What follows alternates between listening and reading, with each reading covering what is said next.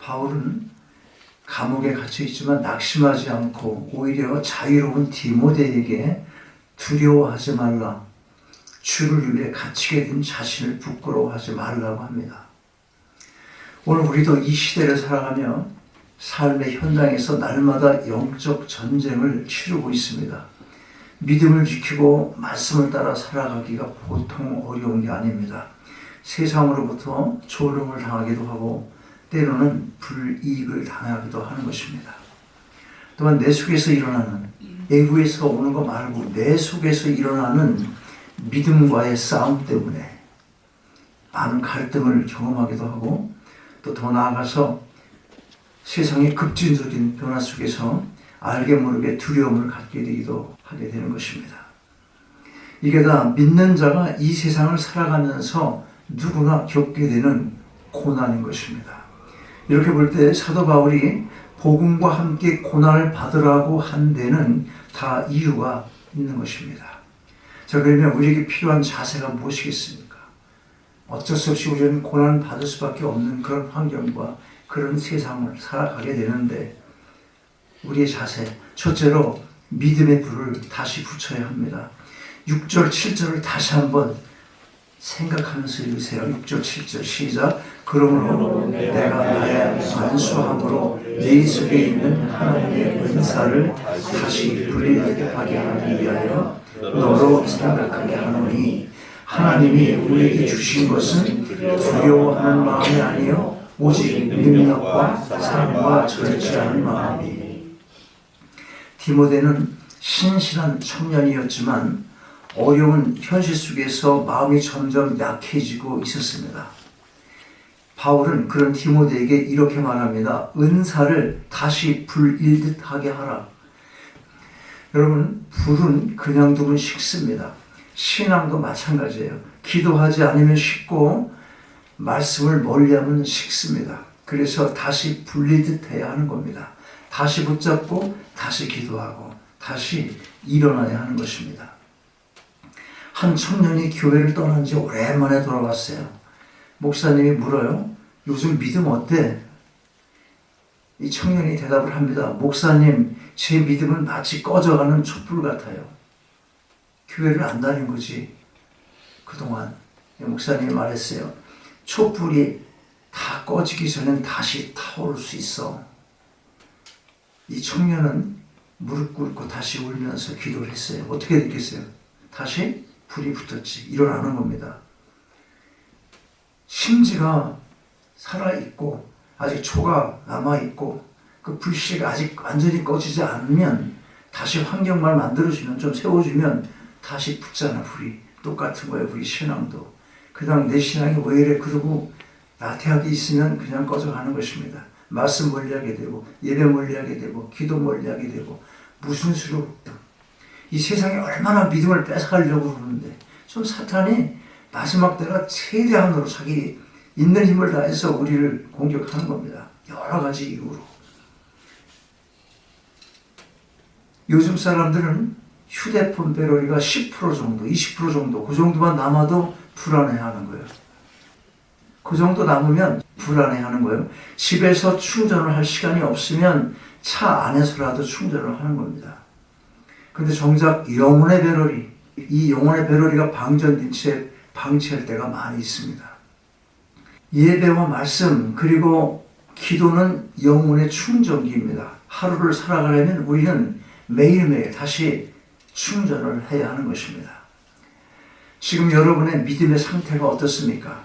요동치는 세상의 염려 때문에 기도의 열정이 식고 예배의 감격이 사라지고 맡겨진 사명에 대한 불이 꺼졌다면, 하나님이 주신 것은 두려움의 영이 아니라 능력의 영이라는 이 말씀을 붙들고 다시 무릎 꿇고 기도하심으로 말씀의 불, 성령의 불, 사명의 불이 다시 타올라 식은 믿음이 다시 뜨거워지고 잃어버린 열정이 다시 살아나게 되시기를 바랍니다. 아멘.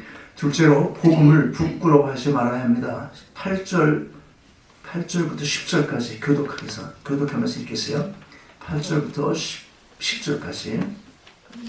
그러므로 너는 내가 우리 주를 증언함과 또는 주를 위하여 갇힌 자된 나를 부끄러워하지 말고 오직 하나님의 능력을 따라 복음과 함께 고난을 받으라. 하나님이 우리를 구원하사 거룩하신 성령으로 얻으심은 우리의 믿음으로 하시나니요 오직 자기의 뜻과 영원전부터 그리스도 예수 안에서 우리에게 주신 은혜대로 하시니라. 계속해서 이제는 우리 구주 그리스도 예수의 나타나심으로 말미암아 나타났으니 그는 사망을 피하시고 복음으로써 생명과 썩지 아니할 것을 드러내신지라. 여기 8절을 보니까 너는 우리 주를 증언함과 또 주를 위하여 갇힌 나를 부끄러워하지 말라고 합니다. 바울은 감옥에 있지만 부끄럽지 않았습니다. 그는 세상의 소롱보다 복음의 영광을 더 크게 본 것입니다. 복음은 인간의 지혜가 아니라 죽음을 이기고 생명을 주는 하나님의 능력입니다. 한 청년이 회사 식당에서 식사 기도를 했어요. 사람들은 그를 비웃고 야, 너 보니까 요즘 그런 것도 해? 그런 게 뭐 기도한다고 밥상 앞에서 식탁 앞에서 기도한다고 그런 말 한 거예요. 너 변했네? 너 그런 것도 해? 이렇게 얘기한 거예요. 조롱하는 거예요. 하지만 그는 부끄러워하지 않았습니다. 몇 달 후에 같은 회사의 한 동료가 찾아와서 말합니다. 요즘 내가 너무 힘든데 나 당신처럼 믿음이 좀 있었으면 좋겠어요. 그 청년의 한 번의 기도가 한 영혼을 움직였던 것입니다. 그 조롱과 멸시와 어떤 때는 기도하기가 창피하다고 말하는 사람도 있어요. 사람들 다 있는 데서. 그런데 그거 무릅쓰고 부끄러워하지 말라고 했으니까. 복음은 능력이라 부끄러워하지 말라는 거잖아요. 그 기도하는 가운데 그게 떠올라가지고 힘든 한 직원이 그를 찾아와서 말하는 거예요. 나도 너처럼 당신처럼 믿음이 있었으면 좋겠어. 사도 바울은 어떻습니까? 바울은 감옥에서도 편지 썼어요. 그리고 그 편지가 지금 우리가 읽는 성경이 되었습니다. 그가 복음을 부끄러워하지 않았기 때문에 그 감옥이 복음의 강단이 되었고 그 쇠사슬이 복음의 통로가 된 것입니다. 여러분, 세상은 지금도 복음을 조롱하고 대적하기도 합니다. 그러나 우리가 복음을 부끄러워하지 않을 때 그 복음은 세상을 변화시키는 하나님의 능력으로 나타납니다. 오늘 이 시대에 하나님은 복음을 부끄러워하지 않는 사람을 찾고 계십니다. 학교에서, 직장에서, 가정에서, 세상 한복판에서 복음을 숨기지 않고 드러내야 하는 것입니다. 우리가 알 것은 이 시대를 살아가는 사람들의 마음이 많이 굳어 있다는 거예요. 세상에서 잘 나가거나 별 볼 일이 없거나 다들 쉽게 마음을 열지 않습니다. 잘난 사람은 교만해서 그렇고 또 자신이 별 볼 일 없다고 생각하는 사람도 다 나름대로 이유가 있습니다. 우리가 볼 때는 저렇게 살면서 하나님도 안 믿고 그렇다고 보면 돈도 못 벌고 그 어떤 때는 왜 사는지 모르겠다 그런 생각이 들어요. 자, 보면 문명이 발달되어 편리한 삶 가운데 물질의 풍요를 누리는 세상인 것 같지만 지금 이 시대가 무력감과 자괴감에 빠져 달릴 방법이 없어서 당장의 현실에 이끌려 아무런 소망 없이 살아가는 그런 사람들이 적지 않습니다. 그렇게 화려함 속에서도 모두가 다 문화를 누리고 또 어떤 세상의 편리를 다 내가 도움을 받고 그런 삶을 살아가는 사람들이 그렇게 아주 많은 것 같아도 실제는 그렇지 못하다는 거예요. 굉장히 중요해요. 왜 그래? 돈 없으면 아무것도 못 누리는 거예요. 그러니까 어떻게 돼? 자괴감이 들어. 무력감이 생기고. 그러니까 또 어떻게 달리 방법이 없어. 그러니까 당장 내가 이 일을 안 나가면 안 되잖아. 그 월급 받고 어떻게 일을 해. 그런데 그나마 그거 안 나오면 어떻게 해? 그러니까 나가는 거야. 계속 조금 더 발전된 삶을 살아가고 싶지 누가 아니래. 더 공부해서 더 좋은 자리 가고 싶고 더 기술 배워서 뭐 하고 싶은데 당장 뭐 어떻게 할 수가 있어야지. 힘든 삶이야. 때려칠 수도 없고. 그러니까 별로 소망도 없는 것 같아요. 이런 사람들도 마음을 열지 않는 건 마찬가지야. 부자들도 마음을 열지 않지만 이렇게 사는 사람도 마음을 열지 않아.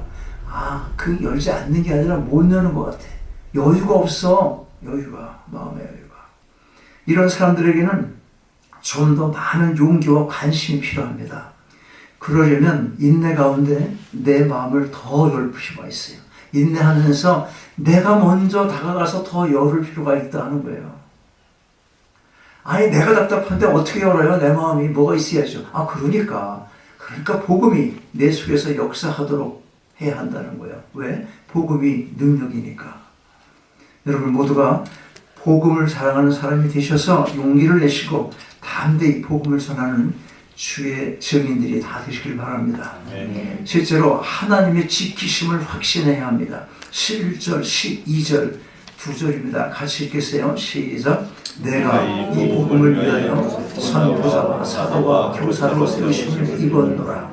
이로 말미암아 내가 또 이 복음을 받되 부끄러워하지 아니함은 내가 믿는 자를 내가 알고 또한 내가 의탁한 것을 그날까지 그가 능히 확신하리라.